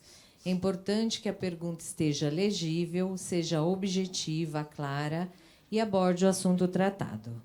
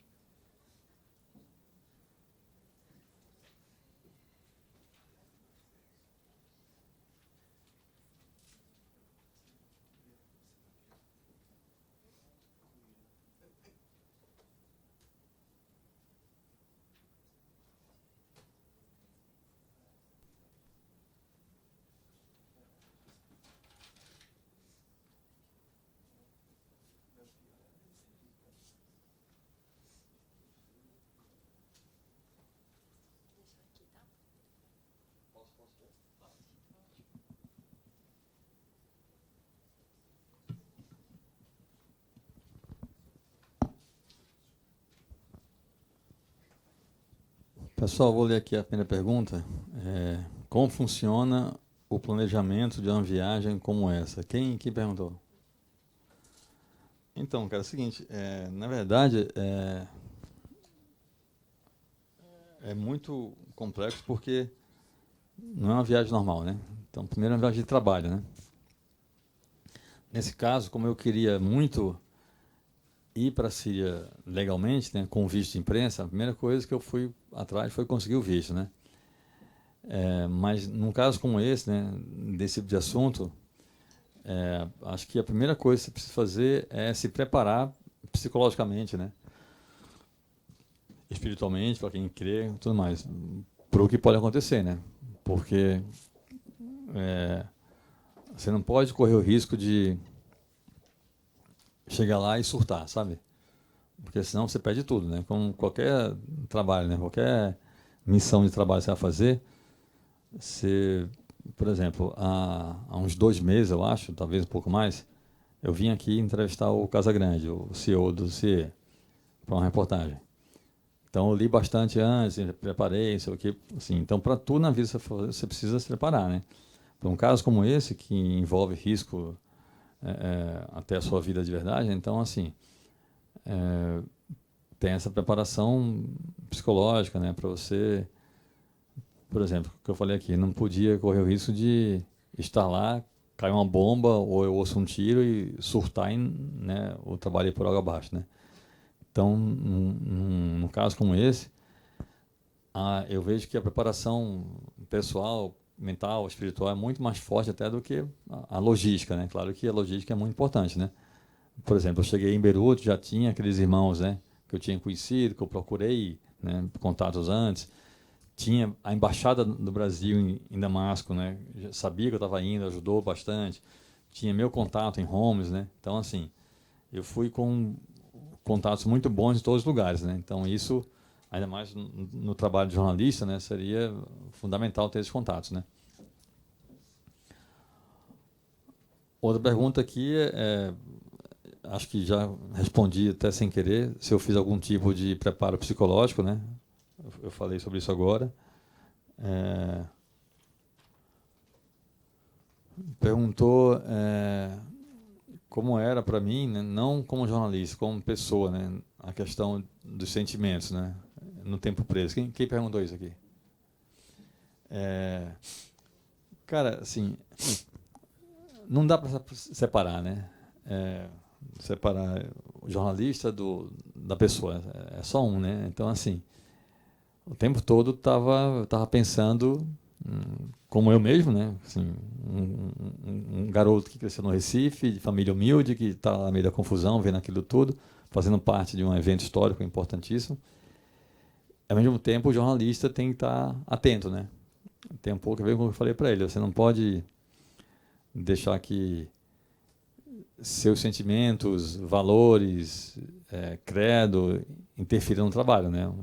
Eu tenho minha fé, tenho meus valores, tenho minhas preferências, mas no trabalho eu não deixo que isso interfira, né? Então, você precisa manter a sobriedade. Mas, obviamente, né, considerando a gravidade do assunto, né, a profundidade de tudo que eu vi lá, era inevitável que aquilo me tocasse de algum jeito, né? Que eu falei aqui para vocês, eu não sou muçulmano, né? Eu sou cristão, mas sempre tive muita admiração pela cultura, pela fé muçulmana, né? Então, uma coisa curiosa, quando eu entrei na prisão, lá no presídio, eles ficaram muito curiosos, né, a meu respeito, né? Porque eram todos lá da região, todos muçulmanos, né? Eu era um estrangeiro, o único não muçulmano. E aí rolou uma coletiva, foi curioso isso. Porque o Amar falava inglês, né? O cara falava inglês, o nome dele era Amar.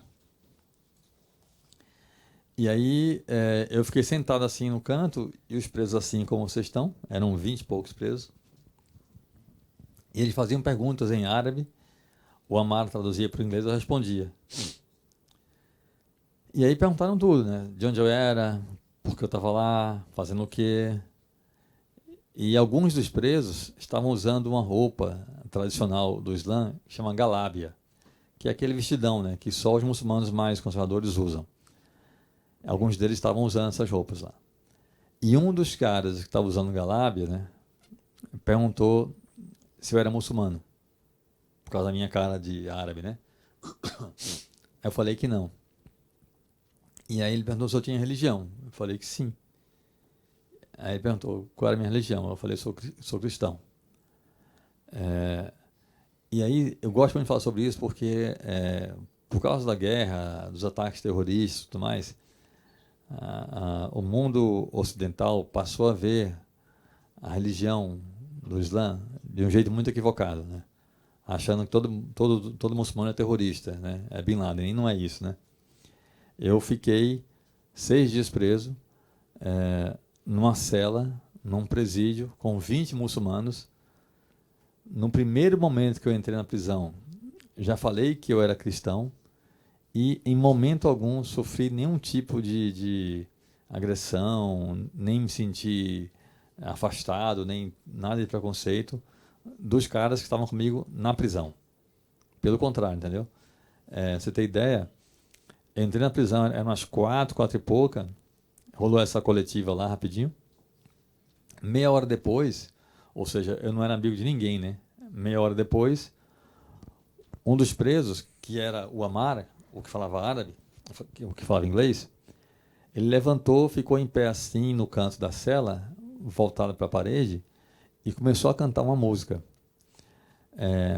Vocês não vão lembrar, mas o vídeo que eu coloquei aqui no começo tinha uma música de fundo. Aquela música chama Adhan, que é um canto que precede a oração do Islã.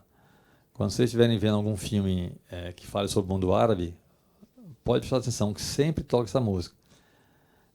Que é um cântico que o líder religioso da comunidade, seja uma escola, um bairro, uma cidade, uma mesquita, enfim, ele canta essa música, né, antes de começar a oração, né? É meio que um aviso de que vai começar a oração daqui a pouco, né? Então o Amar levantou, eu já sabia disso, porque, como eu falei aqui, eu tenho muita curiosidade sobre a cultura do Islã, e aí o Amar levantou, começou a cantar o Adhan, e eu sabia que eles iriam orar, né?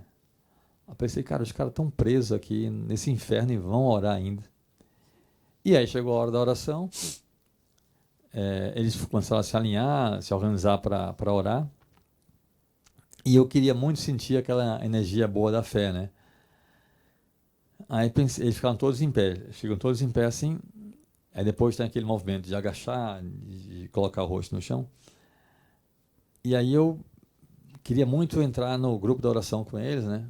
Mas eu pensei, cara, se eu entrar aqui, se eu levantar agora, vai dar uma confusão nos infernos aqui. Já falei que eu não sou muçulmano, né? Acabei de entrar aqui, ninguém me conhece, isso vai dar uma confusão danada.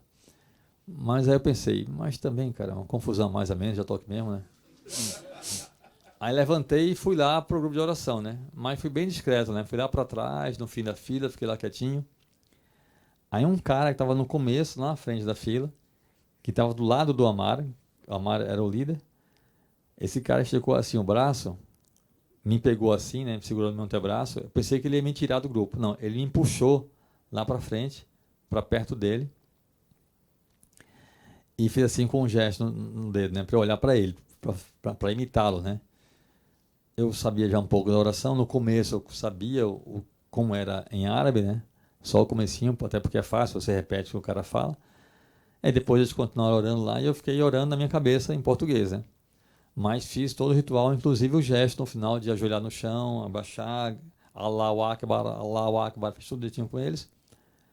E aí no final da oração, eu estava muito emocionado, por tudo, né, cara? Eu estava naquele estresse, fazia já 48 horas.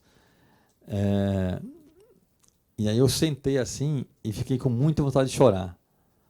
Mas eu pensei, não vou chorar aqui, cara, não vou chorar aqui. Aí trinquei os dentes assim, né, senti o olho lacrimejando, mas não chorei, né? E aí, 2 caras sentaram perto de mim assim, me abraçaram, me confortaram, né?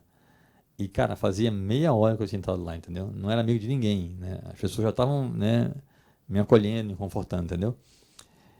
E não tem como isso não tocar, né?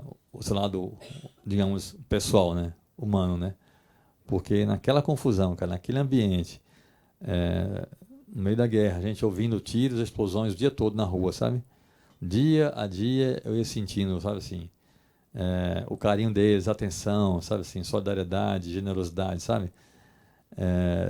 Isso foi muito marcante para mim, sabe? E uma coisa que me deixa muito orgulho em relação a esse livro é que até hoje eu recebo muitos e-mails, mensagem no Facebook, no Instagram. Aliás, eu uso bastante o Instagram. Quem quiser mencionar, fica à vontade. Eu troco ideias no Instagram. Inclusive, tem pessoas aqui que eu conheci pelo Instagram que estão aqui, porque eu divulguei lá que ia fazer a palestra aqui hoje. Então, assim, sentir aquele tipo de carinho, atenção, né, naquele ambiente, sabe, daquelas pessoas, né, foi muito, muito, muito forte para mim, né? E como eu estava falando até hoje, eu recebo muitas mensagens de gente dizendo que depois de ler meu livro passou a ter uma visão diferente do povo muçulmano, sabe? Isso para mim é o maior orgulho, cara, em relação a esse livro para mim.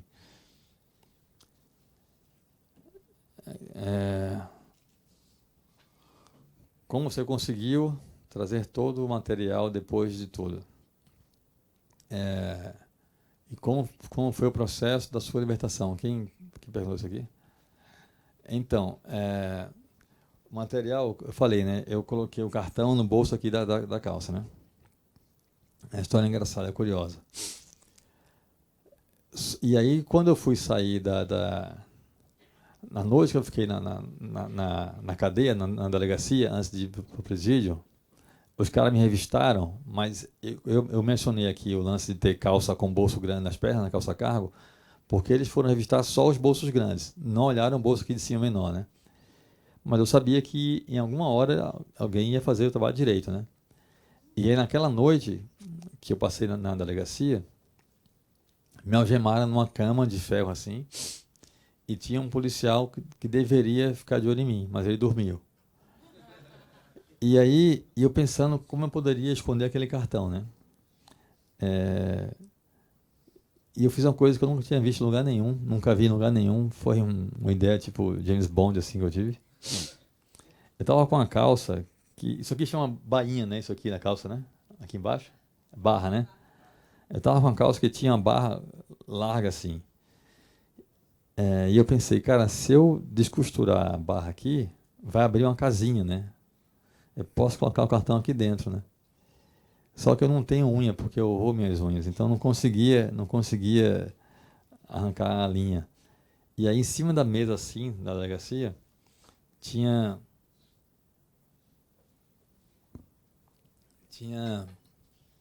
grampeador, né?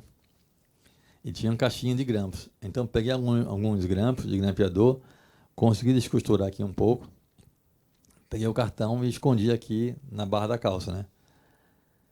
E aí foi ótimo, porque no dia seguinte de manhã, antes de ir para o presídio, um cara veio me revistar, revistou tudo, inclusive o bolso aqui de cima, né? E ele fez aquela coisa que a gente vê em filme, de passar a mão assim na canela, né? Mas o cara passou a mão assim e não sentiu nada, né? Ele passa que vê se tem alguma faca, alguma arma, algum revólver, né?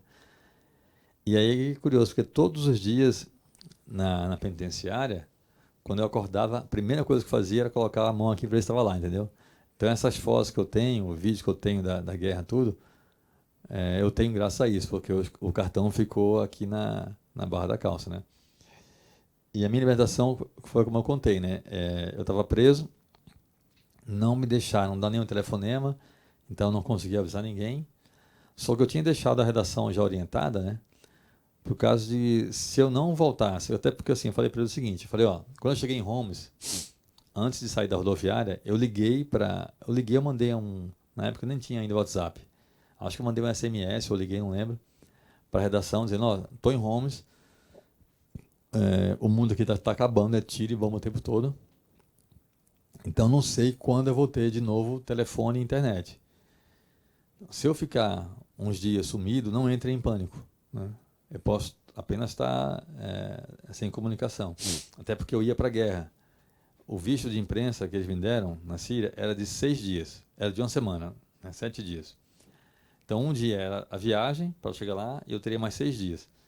Então, eu estava com tudo organizado. Eu ia ficar 3 dias com os rebeldes em combate, acompanhando os caras em combate, na guerra mesmo, no confronto.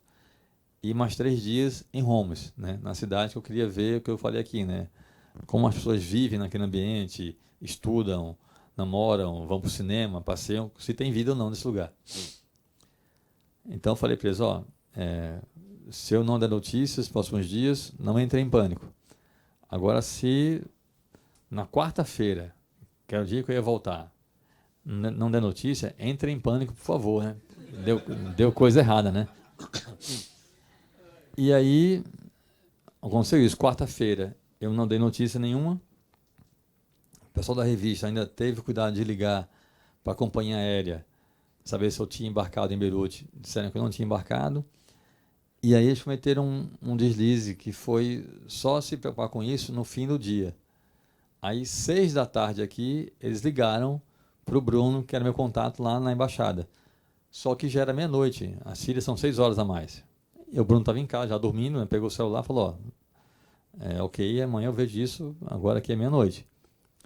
No dia seguinte, quinta-feira, o Bruno foi negociar, e aí foi até o Ministério das Relações Exteriores, falou com o vice-ministro falou que não sabia nada sobre mim, mas que ia mandar apurar. Aí a quinta-feira passou, e aí na quinta-feira à noite o vice-ministro falou, ó, não, na verdade nem avisaram para o Bruno. O vice-ministro apenas mandou me levarem de volta para Damasco. E o mais angustiante para mim é que ninguém me dizia nada. Então, na sexta-feira, quando me tiraram do presídio, ninguém me explicou que aconteceu tudo isso. Então, eu saí do presídio certo que eu ia ser executado. Eu falei, vamos me matar agora, né? E o tempo todo achando que ia ser executado. E aí me levaram até Damasco. Eu fui no ônibus com um oficial do governo sírio, fui algemado, foi muito humilhante, pessoas no ônibus, eu lá algemado, sabe? Eu não esqueço que em Damasco, quando a gente saiu do ônibus, pegou uma van, e aí, para sair do ônibus, a gente andou um pouco na rua até pegar uma van, e na rua eu algemado, né? E eu não me esqueço de um garotinho de uns 8, 9 anos, estava com o pai assim na rua, a gente parou no farol para atravessar, o garotinho olhou para mim assim, algemado, e se afastou de mim, né? Com medo, né? E as pessoas olhando para mim na rua, eu algemado na rua, né? Na capital, sabe? Em Damasco. E aí pegamos a van, e aí esse oficial me levou até a sala daquela mulher que falou comigo ao telefone, da Bira, né? Foi quando eu conheci ela, foi nesse dia aí. E aí fiquei mais 3 dias em Damasco, né? Monitorado por um oficial do governo da Síria, que até virou meu amigo, o Fadi, tem foto dele também no livro. Até que o vice-cônsul do Brasil na Síria, o João, também, que virou meu amigo, o João me pegou no hotel que eu fui hospedado, né? Num carro da Embaixada Brasileira, me colocou dentro do carro e me levou de volta para Beirute, né? De onde eu voltei para o Brasil. Então a minha saída foi nesses modos aí. Quem é que é o André Luiz? O André perguntou se a experiência me traumatizou de alguma maneira. André, eu sempre falo que a minha cabeça, cara, ou ela é muito boa ou é muito ruim. Porque eu não fiquei com nenhum trauma. Nenhum, cara. E eu sei que tem muita gente que, por muito menos que eu passei, fica com trauma, síndrome do pânico, enfim. Eu dei uma palestra uma vez para uma faculdade de psicologia, foi bem interessante. Aliás, se tiver alguém aqui, pode me convidar, que eu adoro fazer para tomar de psicologia. Uma pessoa, né, da faculdade leu meu livro e falou, cara, esse cara deve ter um monte de trauma, um monte de problema na cabeça, por isso aqui. Aí me convidou para dar uma palestra, achando que eu estava com a cabeça totalmente doida, né? Aí eu dei a palestra, que, como vocês viram aqui, né, é um assunto muito sério, muito pesado, mas eu sou um cara naturalmente bem-humorado, né? Então eu falo de um assunto muito sério, mas as pessoas riem, né? Porque eu tenho uma leveza, né? E aí eu até brinquei lá, né? Falei, ó, desculpa se eu desapontei vocês, mas eu não sou doido, ou sou aí, não sei, né? Mas, cara, é fato que eu não tive nenhum trauma, né? Teve um negócio assim que hoje eu reconheço, não sei se teve, acho que tinha algum sentido, que era de achar o tempo todo que ia ser executado, né? E quando eu saí da prisão, é muito louco, porque eu fui solto numa sexta-feira, né? De manhã. Na própria sexta, à noite, eu saí para jantar em Damasco. Fui jantar com o Bruno, na embaixada. Um restaurante legal, uma comida boa, não sei o quê. Muita vontade. No dia seguinte, no sábado, eu fiz turismo em Damasco.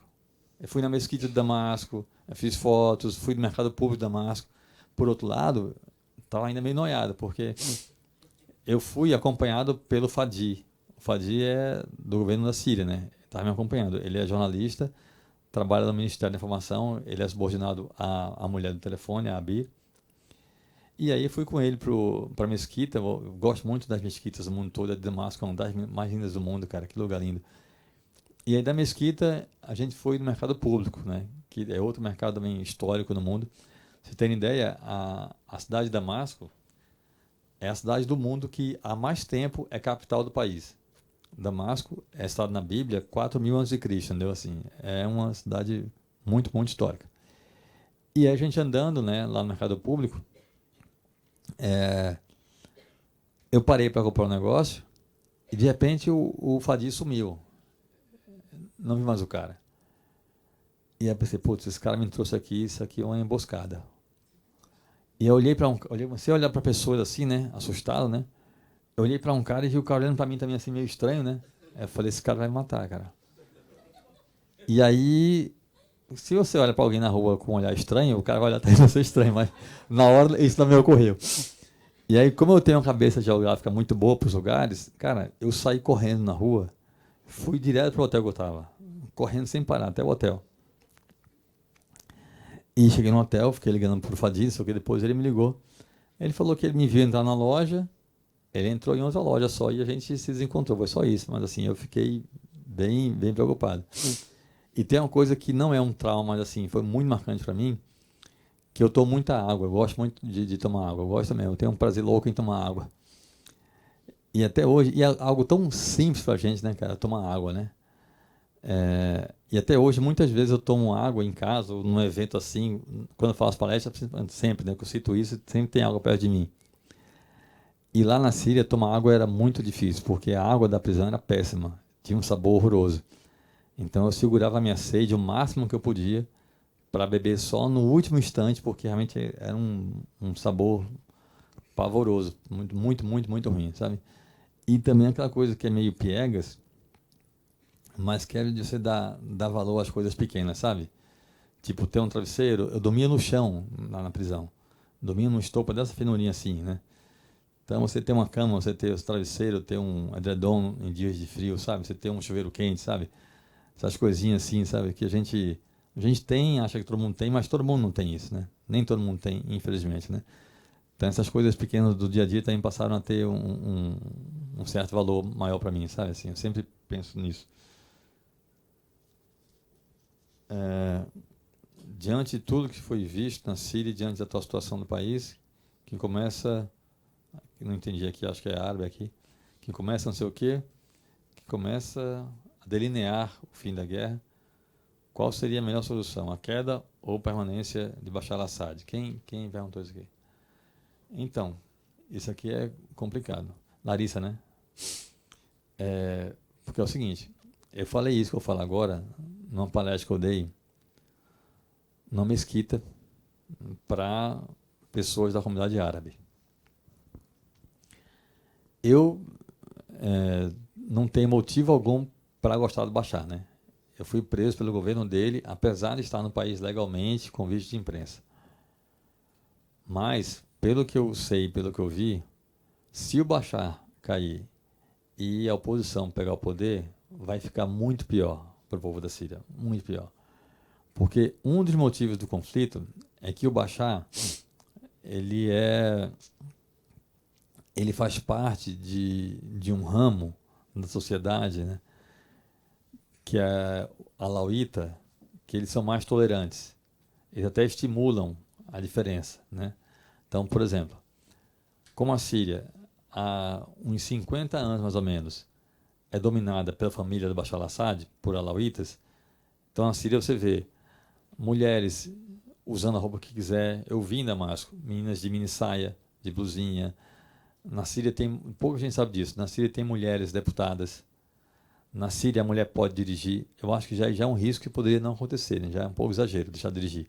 Mas as mulheres, estou brincando, mas as mulheres na Síria, elas dirigem, tem mulher deputada, a mulher usa mini saia. Na Síria eu vi muita igreja cristã perto de mesquita. Isso só acontece porque o governo é alauíta há 50 anos, mais ou menos, há umas 5 décadas.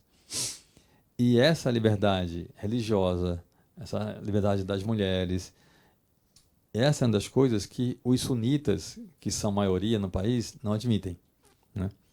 Então, esse é um dos motivos dos conflitos. Não sei se vocês viram, mas no auge do conflito, uma coisa que aconteceu muito foi ataque a igrejas cristãs.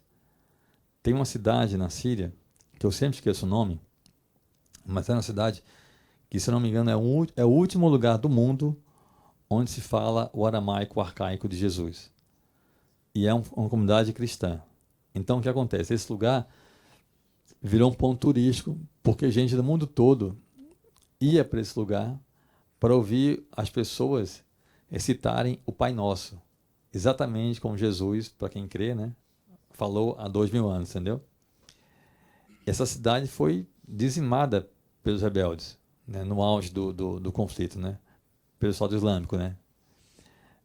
Então, assim, apesar de não gostar nada do Bashar al-Assad, eu tenho certeza que se a oposição pegar o poder, vai ser muito pior para a população, entendeu? Porque vai ser um país muito mais violento, fechado, ainda mais antidemocrático do que é, porque o Bashar, não sei que tipo de manobra eles fazem, ou se fazem, né?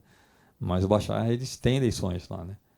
Tem um partido único, mas tem eleições e ele sempre é reeleito com 80% dos votos ou mais, né? Mais ou menos simula que tem ali uma coisa. Se a oposição pegar o poder, nem isso vai ter, entendeu? Eu estive lá, viajei por lá e eu vi que da coisa, se você não brigar com ele, fica tudo bem, né? Porque a Síria era um país daquela região, a Síria, assim como a Jordânia, era o país mais desenvolvido, aberto ao Ocidente, com turismo, com indústria, com comércio, entendeu? E se a oposição pegar o poder, isso aí vai acabar. Vai ser coisa muito mais fechada, muito mais próxima do que é o Irã ou do que era o Iraque do Saddam Hussein, entendeu?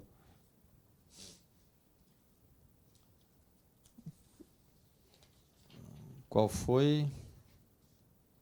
momento em que sentiu mais medo? Vitor Fidalgo. Quem é que é o Vitor? Então, Vitor, foi naquele começo, naquele momento que eu falei na palestra, que no começo, né? Que está no começo do livro, né? Quando eu senti, na verdade, quando eu tive certeza que eu ia morrer, né? Não é que eu achei, cara. Não é que você está na rua dirigindo no seu carro, vem um caminhão, você fala, putz, posso morrer, não. Eu tive certeza que eu ia morrer, entendeu?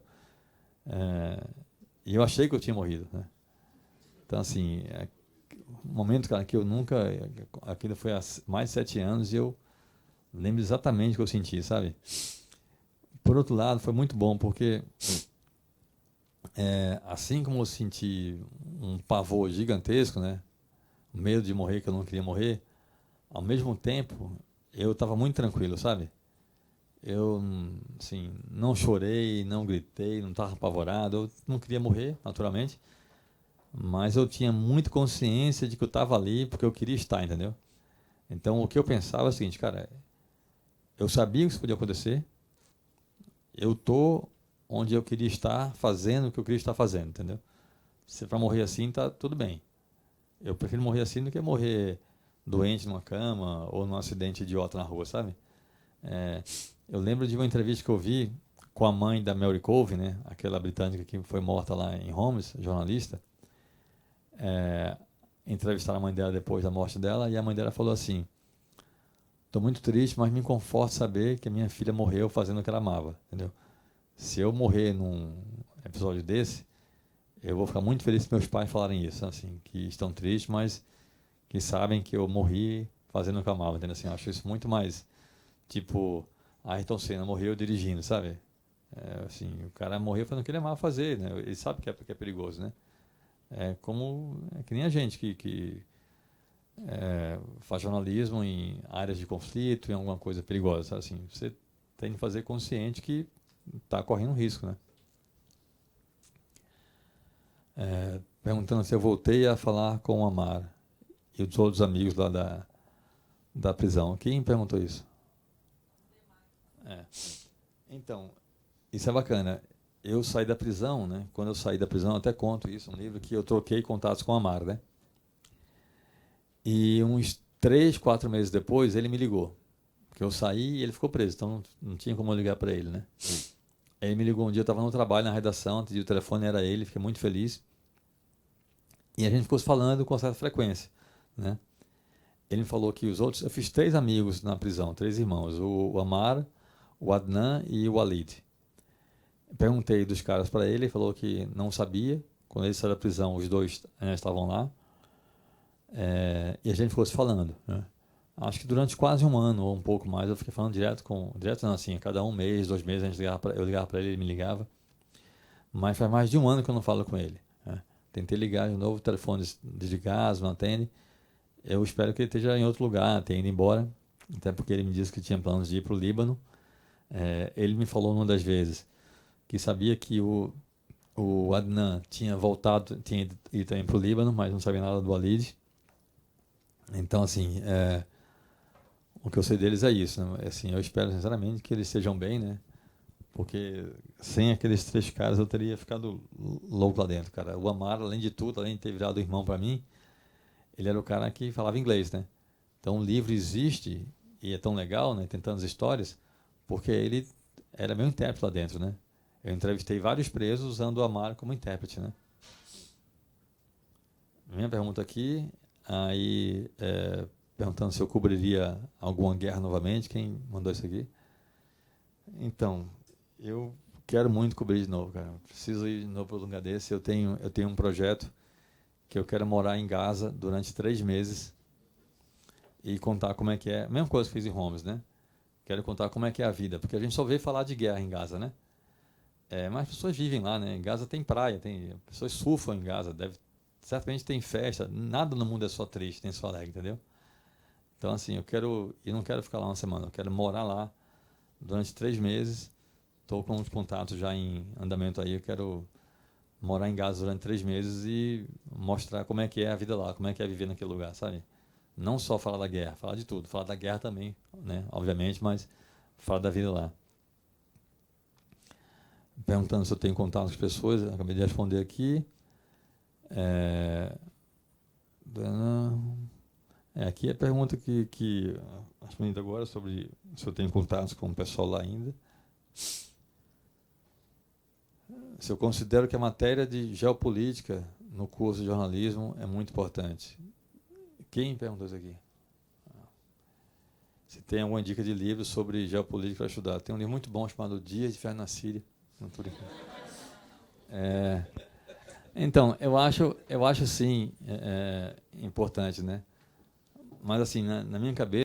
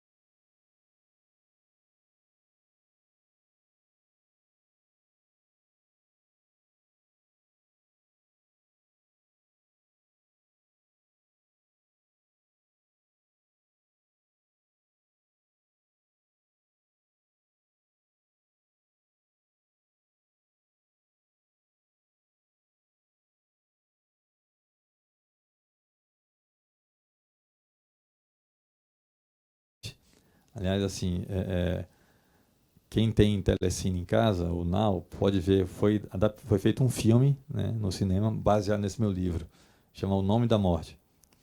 E esse livro está lançado em mais de 10 países, em 7 idiomas.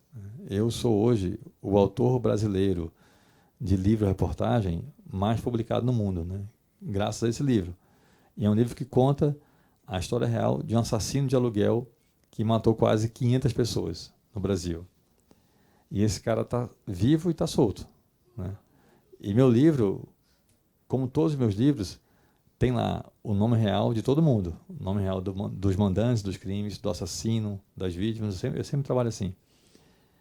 Então, assim, é muito bacana saber que meu trabalho está sendo lido por gente em Estados Unidos, Espanha, França, Suíça, Bélgica, Austrália, Nova Zelândia, Polônia, sabe, Alemanha. Eu acho que isso é resultado dessa coisa de contar boas histórias, assim, de verdade, sabe? Sem, como eu falei para eles, sem deixar que meus valores ou minhas preferências interfiram no trabalho, né? Posso ler aqui uma última ou fechou o tempo? Vamos para a última, porque depois tem os autógrafos. A última. Ainda tem isso ainda, né? Tem uma aqui sobre campos de refugiados. Eu não vou falar muito sobre campos de refugiados porque eu não conheço. Não é? Eu gosto de falar mais coisas do que eu conheço, do que eu estive. Né? Eu sei que é muito importante, sei que tem alguns campos muito, muito grandes na Jordânia, na Turquia. Assim, é um trabalho muito bacana, mas assim, eu nunca vi em loco assim. Aí tem uma aqui, você acha que com sua experiência em ter ido para a Síria, que os árabes são os únicos interessados nas guerras no Oriente Médio, por interesse religioso? Quem perguntou isso aqui? Então, não, cara, assim, na verdade, assim, são muitos interesses, né, cara? Mas, assim, o que eu sinto muito do povo árabe é que eles querem mais liberdade, né? Eles têm essa sede da democracia, mas que muitas vezes a democracia lá, no caso da Síria, por exemplo, eles não querem democracia. Eles querem a democracia deles, os que estão lutando contra o governo, né? Como eu falei aqui, tenho certeza que se a oposição do Bashar al-Assad pegar o poder, eles vão instituir uma ditadura muito pior do que a do Bashar, entendeu?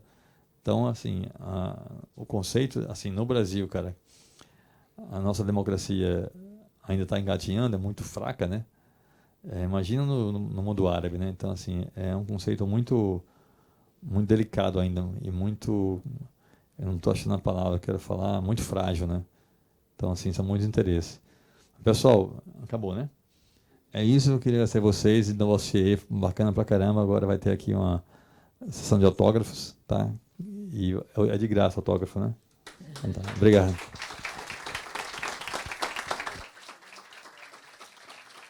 Obrigada pela participação de todos. Quem quiser o autógrafo, por favor, faça uma fila em frente ao palco, que ele irá autografar. Nós agradecemos a participação de todos, desejamos uma boa noite.